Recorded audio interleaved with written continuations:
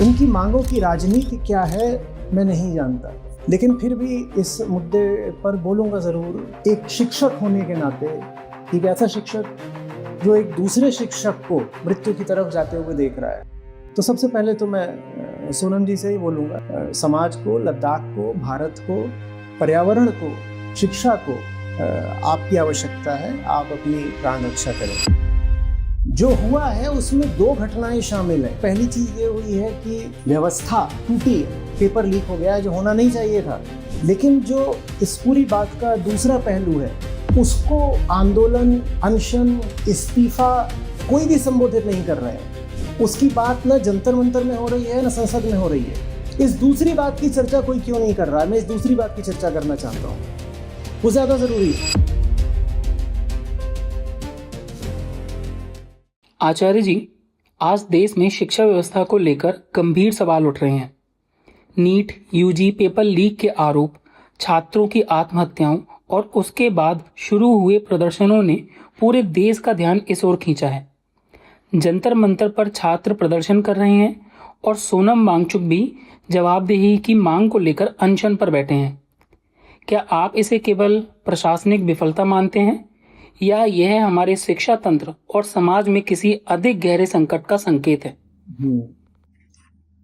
ये संकट का ही संकेत है और मामला गंभीर है। और चूंकि मामला गंभीर है, इसीलिए उसे गहराई से समझा जाना चाहिए। त्वरित प्रतिक्रिया देने का हमारा मन करता है कि इंस्टेंट रिएक्शन दे दिया, पर जब बात गंभीर होती है तो थोड़ा रुक कर विचार करके उसे गंभीरता से देखा जाना चाहिए। तो शुरू से शुरू करते हैं, हुआ क्या है। नीट का पेपर था। 22 लाख हम आवेदकों की, स्टूडेंट्स की बात कर रहे हैं। ये 22 लाख परिवार हैं। ये 22 लाख परिवार हैं और ये सिर्फ पेपर के एक दिन घट जाने वाली घटना नहीं है। इन स्टूडेंट्स ने, किसी ने 2 साल, किसी ने 4 साल, कुछ तो 5 साल वाले भी होते हैं, इतना समय लगाया था। इन्होंने खेल के मैदान छोड़े थे, इन्होंने अपना बचपन छोड़ा था, इन्होंने जीने का साधारण ढर्रा छोड़ा था, इन्होंने त्योहार उत्सव छोड़े थे और इन्होंने कहा था कि हम जान लगाएंगे और हम सफल होकर दिखाएंगे। सफलता का उनके लिए जो भी अर्थ रहा हो, उस पर हम बाद में आ जाएंगे। और इन्हें पता चलता है कि पेपर लीक हो गया है। पेपर लीक हो गया है। ठीक है, प्रशासन उस पर कार्रवाई करता है, परीक्षा दोबारा ली जाती है और गिरफ्तारियां भी होती हैं। लेकिन जब ऐसा बार बार होता है, लगभग हर साल पेपर लीक की घटना घटती है, नीट का भी कोई पहली बार लीक नहीं हो रहा है, और अलग अलग परीक्षाएं हैं, उनमें अलग अलग तरह की गड़बड़ियां हर साल ही सामने आती रहती हैं, तो युवाओं का भरोसा टूट जाता है। वो कहते हैं हमारे ज्ञान की, श्रम की कोई कीमत नहीं है।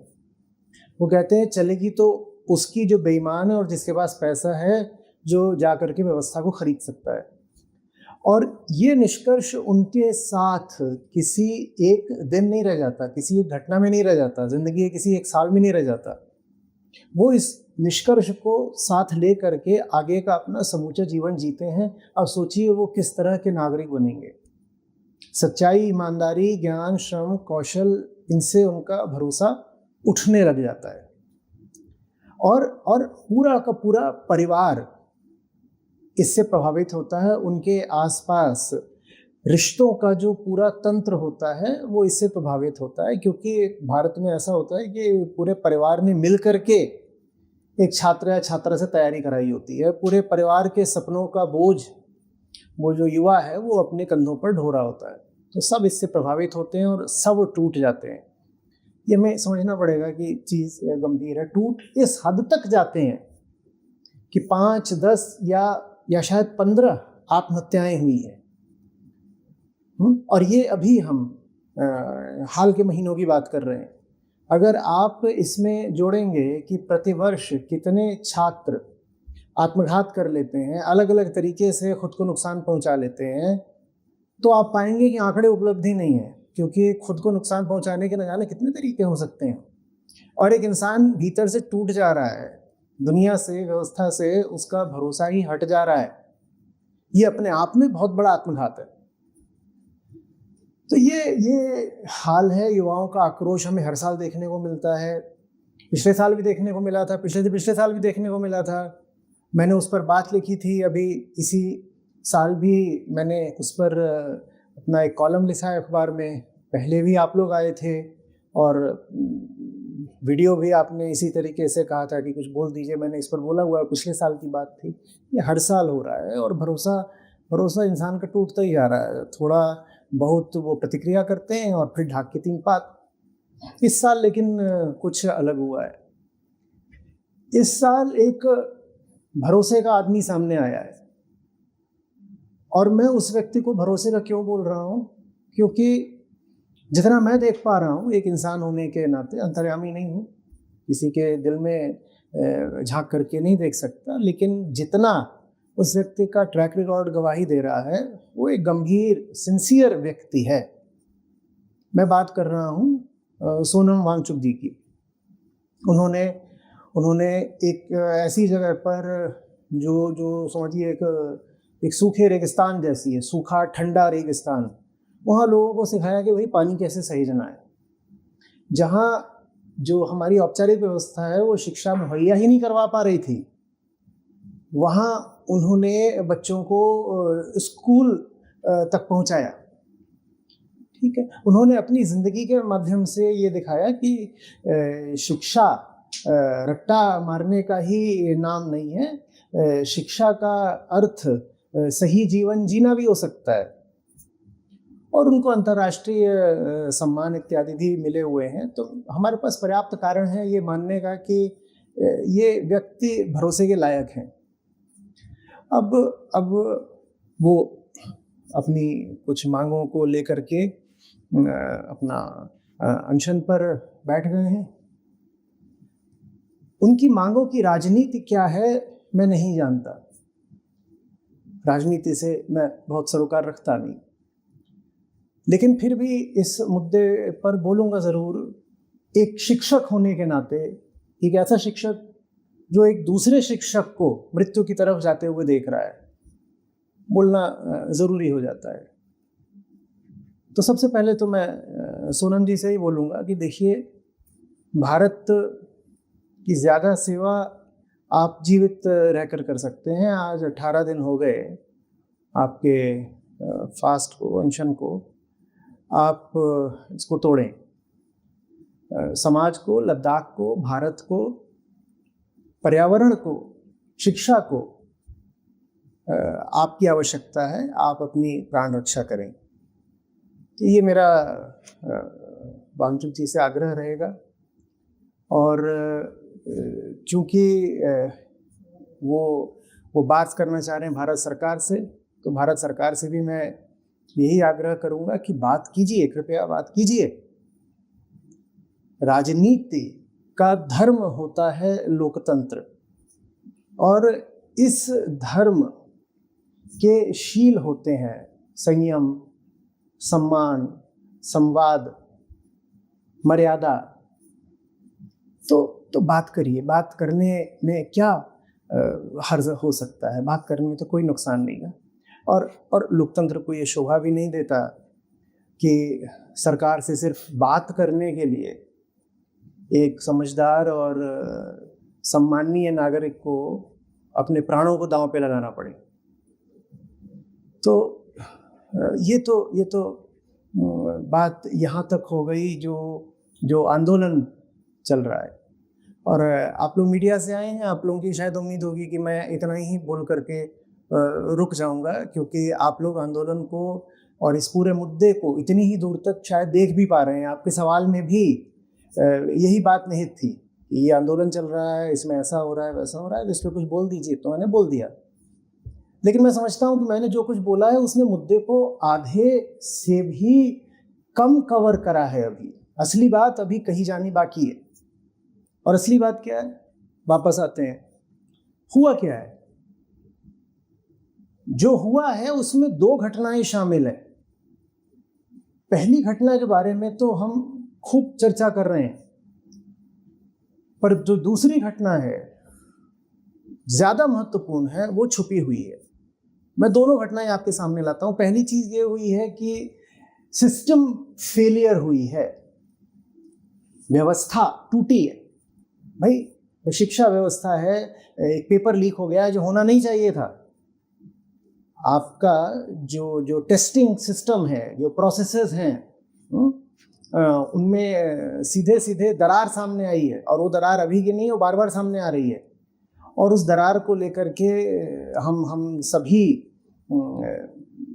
कुपित भी हैं, और हम चाहते हैं कि उस दरार को भरा भी जाए। लेकिन जो इस पूरी बात का दूसरा पहलू है, उसको आंदोलन, अनशन, इस्तीफा कोई भी संबोधित नहीं कर रहे हैं। उसकी बात न जंतर मंतर में हो रही है, न संसद में हो रही है। मैं वो दूसरा पहलू आपके सामने लाना चाहता हूं, क्योंकि और कोई मुझे उस दूसरे पक्ष की बात करता दिखाई नहीं दे रहा है। पहली बात तो ये है कि पेपर लीक हो गया। अब दूसरी बात सुनिए, पेपर का लीक होना एक बच्चे की, एक छात्र, एक युवा की जिंदगी से ज्यादा कीमती कैसे हो गया? ऐसे कैसे हो गया कि 1 दर्जन से ज्यादा युवाओं ने, पढ़ने में आ रहा है अभी लोगों की रिपोर्ट्स में, अभी अपनी जान ले ली। और हर साल ऐसा होता है कि इन्हीं प्रतियोगी परीक्षाओं के दबाव में आकर के दर्जनों, यदि सैकड़ों नहीं तो कम से कम दर्जनों युवा अपनी जान ले लेते हैं। भाई पेपर का लीक होना, मेरी बात को समझिए, पेपर का लीक होना एक बात है, और पेपर का लीक हो जाना, इतनी बड़ी बात बन जाना कि हमारे युवा उसके लिए अपनी जान देना शुरू कर दें, ये बिल्कुल दूसरी बात है। इस दूसरी बात की चर्चा कोई क्यों नहीं कर रहा है? मैं इस दूसरी बात की चर्चा करना चाहता हूं, वो ज्यादा जरूरी है। किसने हमारे युवाओं को ये सिखाया कि एक रैंक की कीमत उनकी जिंदगी से ज्यादा है? किसने उनको ये बताया कि उनकी पूरी जिंदगी इस बात से तय होनी है कि उन्होंने कोई कॉम्पिटिटिव एंट्रेंस एग्जाम क्लियर किया कि नहीं किया? किसने सिखाया? भाई पेपर लीक हुआ है, इसमें तो हम ऐसे कह रहे हैं जैसे कोई बाहर घटना घटी हो, कि जैसे व्यवस्था में कोई दलाल बैठा था, उसने पेपर लीक कर दिया। पेपर ऐसे नहीं लीक होते, समझिए बात को। पेपर लीक तब होते हैं जब कोई लीक करने वाला हो और कोई उस लीक्ड पेपर को खरीदने के लिए भी तैयार हो, और खरीदने को सिर्फ तैयार ना हो, भारी पैसे देने को तैयार हो। और भारी पैसे तो दिए ही जाएंगे। जब 22 लाख कैंडिडेट्स हैं कुछ हजार सीटों के लिए, तो एक जबरदस्त भगदड़ मचती है, और इस भगदड़ में फिर दलाल तो पैदा होंगे ही ना। मैं जानना चाहता हूं कि इतने लाख जो हमारे बच्चे हैं, उनको क्यों हमने मजबूर किया हुआ है एक ही दिशा में जाने के लिए? ये मजबूरी कहां से आई? और जब वो पेपर इतनी बड़ी बात हो जाती है, तो अर्थशास्त्र का नियम है कि कई बार ऐसा भी होता है कि डिमांड क्रिएट्स सप्लाई। नहीं तो ये भी हो सकता था कि पेपर लीक कराने कोई मौजूद होता और ग्राहकों में ही बहुत ज्यादा उत्सुकता ना पाई जाती, तो ये इतना बड़ा कांड नहीं बनता। पर आज अगर आप देखें तो ये जो वक्तव्य है कि स्टूडेंट की जिंदगी एक रिजल्ट पर निर्भर करती है, ये वक्तव्य देने में कोचिंग सेंटर्स, टीचर्स, पेरेंट्स, खुद स्टूडेंट्स, जाहिर सी बात है, भ्रष्ट अधिकारी और दलाल, ये सब शामिल हैं। और सब एक ही बात कह रहे हैं, ये सब शामिल है। पूरा बाजार सजा हुआ है, बेचने वाले की ओर से भी और खरीदने वाले की ओर से भी। पेपर का लीक होना इस बाजार में घटी कोई दुर्घटना नहीं है। पेपर का लीक होना इस बाजार का एक प्रोडक्ट है, एक उत्पाद है। एक बेचने को तैयार है, खरीदने को तैयार है, क्योंकि दोनों ने एक साझी बात मान ली है कि इस पेपर की कीमत बहुत बहुत ज्यादा है। अगर मेरे बच्चे को ये पेपर मिल गया, अगर उसने ये एंट्रेंस एग्जाम क्लियर कर लिया, तो सारे सपने साकार हो जाएंगे, उसकी जिंदगी बन जाएगी। हम जाकर के दुनिया में कह पाएंगे कि देखो देखो देखो, मेरा बच्चा डॉक्टर बन गया, इंजीनियर बन गया, कुछ और बन गया। इतने तरह के एंट्रेंस एग्जाम्स हैं, और अगर मेरा बच्चा वो क्लियर नहीं कर पाया, तो वो दुनिया क्या घर की नजरों से, अभिभावकों की नजरों से भी गिर जाएगा। मैं जानना चाहता हूं, ये बाजार किसने सजाया? ये बाजार देखिए, उस दलाल ने नहीं सजाया है जिसने पेपर लीक कराया। ये बाजार किसी मंत्रालय ने भी नहीं सजाया है, हालांकि में प्रतिभागी सब हैं, बाजार में मौजूद सब हैं, लेकिन ये मूल्य व्यवस्था, ये वैल्यू सिस्टम कि बच्चे सब कुछ छोड़ करके तू कई साल लगा दे अपनी जिंदगी की सिर्फ एक एंट्रेंस एग्जाम क्लियर करने में, ये वैल्यू सिस्टम तो घर पर बना है, ये रिश्तेदारों की मीटिंग्स में बना है, ये अभिभावकों की निगरानी में बना है। बच्चे पर ये जो दबाव बनाया गया है, ये दबाव किसने बनाया? मैं ये जानना चाह रहा हूं। मैं अभिभावकों से सवाल करना चाहता हूं, पेरेंट्स से। आपके घर एक बच्चा पैदा हुआ था, साधारण बच्चा, सुंदर बच्चा, प्रकृति का उपहार। आपने उसको एक एंट्रेंस एग्जाम प्रोजेक्ट कब बना दिया, ये बता तो दीजिए, और क्यों बना दिया? क्यों उसके ऊपर इतना प्रेशर डाल दिया? क्यों उस पेपर की इतनी ज्यादा वैल्यू कर दी कि पहली बात तो वो पेपर अब लाखों करोड़ों में बिके, और दूसरी बात, अगर वो बच्चा उस पेपर को क्लियर ना कर पाए तो वो जिंदगी भर के लिए इंफीरियॉरिटी में चला जाए। आपका बच्चा है, बच्चे से अगर आप प्यार करते होते तो आप बच्चे की सेल्फ वर्थ को किसी एग्जाम के एक पर्टिकुलर रिजल्ट से नहीं बांध देते। ये बात प्यार की नहीं होती है। और ये मेरा सवाल था पेरेंट्स से। इसी तरह से मैं टीचर से सवाल करना चाहता हूं। देखिए, ये जानी सी बात है कि दो तरह की शिक्षा होती है, एक वो जो आजीविका देती है और एक वो जो जीवन देती है। एक वो जो लाइवलीहुड देती है और एक वो जो लाइफ देती है। एक में नॉलेज आता है जो लाइवलीहुड के लिए जरूरी है, और एक में आत्मज्ञान आता है जो भीतरी तौर पर जीवित होने के लिए जरूरी है। आपने एजुकेशन को कैसे डिफाइन किया है? टीचर्स कैसे डिफाइन किया? और टीचर्स में मैं स्कूल की टीचर्स की भी बात कर रहा हूं और जो कोचिंग्स की टीचर्स हैं मैं उनकी भी बात कर रहा हूं। आपने तो स्टूडेंट के सामने एक दुनिया रख दी, एक कॉन्सेप्ट, एक मॉडल रख दिया कि तुम आजीविका वाली जो चीज है, जो रेस है, उसमें दौड़ करके आगे पहुंच जाओ तो तुम सक्सेसफुल कहलाओगे। ये आपने क्या किया है बच्चे के साथ? ये आपने क्या किया है? आपने उसको लाइवलीहुड अर्न करने का एक जरिया बना दिया बस। क्यों? क्योंकि उसमें आपके लिए भी तभी पैसा है। आपने एजुकेशन का मतलब ही बना दिया वोकेशनल एजुकेशन। एजुकेशन का मतलब अब डेवलपमेंट ऑफ द इंडिविजुअल नहीं रहा। एजुकेशन का मतलब तो अब यह भी है कि सप्रेशन ऑफ द इंडिविजुअल भी चलेगा, डेसिमेशन ऑफ द इंडिविजुअल भी चलेगा। इंडिविजुअल को, जो कि अभी हमारा स्टूडेंट है, यंगस्टर है, छात्र छात्रा है, उसको बर्बाद भी कर दो तो भी चलेगा, बस एंट्रेंस एग्जाम क्लियर होना चाहिए। आप टीचर से ये आपने क्या किया है? मैं पूछना चाहता हूं, आपने क्या किया है? और जैसे पेरेंट्स से पूछा, जैसे टीचर से पूछा, वैसे ही मैं स्टूडेंट से पूछना चाहता हूं। हाँ, अच्छी बात है, आप मांग कर रहे हो, आप मांग कर रहे हो कि इंसाफ हो, आप मांग कर रहे हो कि निष्पक्ष एंट्रेंस एग्जाम हो, निष्पक्ष परीक्षा आपका अधिकार है और आपको न्याय मिलना चाहिए और आपको ये मांग करनी चाहिए। लेकिन मैं आपसे ये पूछना चाहता हूं कि आप जिंदगी से जितनी मांगे कर रहे हो, उन मांगों के पीछे जो सपने हैं, वो सपने आपको दिए किसने? मैं जब कुछ मांगता हूं जिंदगी से तो उसके पीछे एक कल्पना होती है भविष्य की। मैं कहता हूं मुझे मेरा भविष्य इसी तरीके का चाहिए, इसलिए अब मुझे जिंदगी में ऐसे ऐसे ऐसे ऐसे कदम लेने ताकि मैं उस भविष्य तक पहुंच पाऊं। आपने अपने लिए भविष्य का जो मॉडल तैयार किया है, मैं आपसे पूछना चाहता हूं, वो आपको किसने दिया है? वो आपका अपना नहीं है और मेरे पास एक प्रमाण है इसका। अगर आपका अपना होता तो एक एक सीट के पीछे 10-10 हजार लोग नहीं भाग रहे होते। ऐसा कैसे हो सकता है कि 10,000 लोगों का एक ही कॉमन साझा सपना है? ऐसा कैसे हो सकता है? फिर इंडिविजुअलिटी का क्या मतलब हुआ?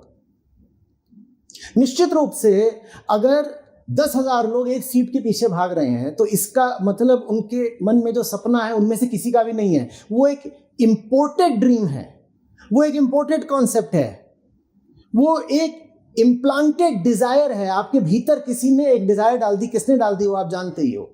व्यवस्था ने डाल दी, परवरिश ने डाल दी, स्कूलिंग ने डाल दी, कोचिंग सेंटर्स ने डाल दी, मीडिया ने डाल दी। पूरा जिस तरीके का हमारा भोगवादी कल्चर है उसने ये सब बातें आपके मन में डाल दी। और आप सब कहते तो हो, आप जेनजी हो, आप कहते तो हो we like to be unique individuals. आप अगर सचमुच यूनिक इंडिविजुअल्स हो तो सब एक ही लेन में क्यों दौड़ रहे हो? ये मेरा अब स्टूडेंट से सवाल हुआ। आप बात समझ रहे हैं ना? देखिए जब तक हम समस्या की जड़ तक नहीं पहुंचेंगे तब तक ऐसी घटनाएं बार बार होती रहेंगी। हमें जो रूट कॉज है उसको भी एड्रेस करना पड़ेगा। मैं नहीं कह रहा हूं कि सिस्टम में जो धांधली है, घोटाला है, उसके खिलाफ आंदोलन मत करो। जरूर करो, तुम्हें करना चाहिए। बाहर न्याय होना चाहिए पर भीतर बोध भी होना चाहिए। बाहर न्याय के लिए आप लड़ाई लड़ रहे हैं, आप बहुत अच्छा काम कर रहे हैं, पर भीतर अगर बोध नहीं होगा तो बाहर आप कितने भी परिवर्तन ले आ लें, आप पाएंगे कि कुछ हिला नहीं है। चीजें वैसी पुरानी की पुरानी है, बस चीजों ने अपने नाम, रूप, रंग, आकार और कपड़े बदल लिए हैं। चीजें वैसी पुरानी ही रह गई हैं। देखिए हम भारतीय हैं और भारत में संतों ने, ज्ञानियों ने न जाने कब से कहा हुआ है, माला फेरत जुग भया गया न मन का फेर, कर का मन का छाड़ दे मन का फेर। मतलब क्या इस बात का? उन्होंने कहा देखो बाहर जो तुम रोटेशन कर रहे हो, ये जो बाहर फेर रहे हो तुम, ये बाहर फेरने से मामला बहुत दूर तक नहीं जाएगा। कर का मन का मतलब हाथ में जो चीजें तुम्हारे हाथ की है, माने बाहर है, माने सिस्टम जो आप बदलना चाह रहे हो, सिस्टम आप बदल लो। सिस्टम अच्छे से अच्छा होना चाहिए निश्चित रूप से, लेकिन याद रखो कि सिस्टम बनाने वाले हम ही हैं। अगर हम भीतर से गड़बड़ लोग हैं और हमने बाहर एक अच्छा सिस्टम बना भी लिया तो हम मालूम है क्या करेंगे? हम दिन में अच्छा सिस्टम बनाएंगे और रात में खुद ही अपने ही बनाए अच्छे सिस्टम के चोर दरवाजों से बाहर निकल जाएंगे, क्योंकि हम ही ने तो बनाया है। हम ही बनाने वाले, हम ही तोड़ने वाले। हम अगर भीतर से नहीं बदल रहे तो फिर सिस्टमिक चेंज भी ला करके बहुत लाभ होना नहीं है। तो 3 बातें मेरी सोनम जी के लिए।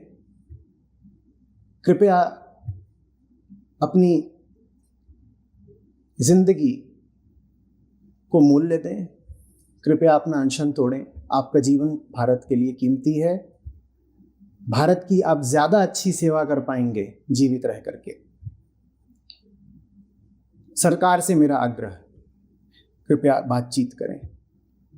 बातचीत तो सज्जनता की निशानी होती है। संवाद तो शील का द्योतक होता है। कृपया बातचीत करें। और भारत से मेरा सवाल, आखिरी बात, भारत से मेरी कोई अपील नहीं, कोई आग्रह नहीं, भारत के लिए मेरे पास सवाल है। ऐसा कैसे हो जाता है कि जब भी कोई भी घटना घटती है तो हमें उसका बस बाहरी पक्ष ही दिखाई देता है? उस घटना की जड़, उस घटना का अंदरूनी कारण हमें कभी नहीं दिखाई देता। हम बहुत उत्सुक रहते हैं कि उंगली बाहर की ओर दिखा दें और कहते हैं वो जिम्मेदार है, वो जिम्मेदार है, वो जिम्मेदार है। और मैं बिल्कुल मान रहा हूं कि बाहर वाले भी जिम्मेदार होते हैं, पर जितनी जिम्मेदारी बाहर वाले की है, क्या हम ईमानदारी से मानना चाहेंगे कि उतनी ही जिम्मेदारी भीतर वाले की है? भीतर वाले को अहंकार कहते हैं, और उसको रास्ते पर लाने की जो विधि होती है उसको बोलते हैं आत्मज्ञान। हमें एजुकेशन चाहिए, पर सिर्फ वोकेशनल एजुकेशन नहीं, प्रोफेशनल एजुकेशन नहीं, हमें मास एजुकेशन ऑफ द सेल्फ चाहिए। और अगर हम उससे बचते रहेंगे तो इस तरीके के कांड बार बार होते रहेंगे, हमारे होनहारों की, हमारे बच्चों की, हमारे छात्रों की जानें जाती रहेंगी, कभी इस कारण से कभी उस कारण से। हाँ, कारण बदलते रहेंगे तो हमें ऐसा लगेगा कि पिछले कारण का हमने उपचार कर दिया था, इस बार नया कारण है। नहीं, वो कारण नया नहीं होगा, वो पिछला ही कारण होगा जो नए रूप में आ गया होगा। तो बाहर आप न्याय पाने के लिए और व्यवस्था को बदलने के लिए जो कुछ भी कर रहे हैं, कृपया उसको करते रहें। अच्छी से अच्छी व्यवस्था का होना, न्याय संगत व्यवस्था का होना हर छात्र का, हर नागरिक का अधिकार है। आप उस अधिकार के लिए संघर्षरत हैं, ये बहुत अच्छी बात है, लेकिन इस प्रक्रिया में जो असली चीज है और ज्यादा गहरी बात है, उसको भूल मत जाइएगा। वो गहरी बात ये है कि इंसान जब तक भीतर से बेईमान है, व्यवस्था ईमानदार नहीं हो सकती। आप भीतरी तौर पर बेईमान एक जनसंख्या के लिए एक बाहरी ईमानदार व्यवस्था खड़ी नहीं कर सकते, क्योंकि व्यवस्था खड़ी भी की जा रही है अधिकांशतः बेईमान लोगों द्वारा। वो उस ईमानदार व्यवस्था को चलने ही नहीं देंगे, वो उस ईमानदार व्यवस्था में कहीं ना कहीं सुराख और दरार खोज निकालेंगे। हमारी व्यवस्था हम ही ने बनाई, ये लोकतंत्र है भाई। अगर हम भीतर से नहीं बदल रहे तो हमारी बनाई व्यवस्था कितनी ईमानदारी की हो सकती है। इतना ही कहूँगा। और मैं चाहूँगा कि ये जो घटना घट रही है, इसमें हम जितने अच्छे बाहरी बदलाव ला सकते हैं लाएं, और भीतर हमारे जो बैठा हुआ है, जो बाहरी बदलाव तो लाना चाहता है पर स्वयं को नहीं बदलना चाहता, हम उसको भी ईमानदारी से देखें। शायद ये देखना ही पर्याप्त होगा उसको बदलने के लिए।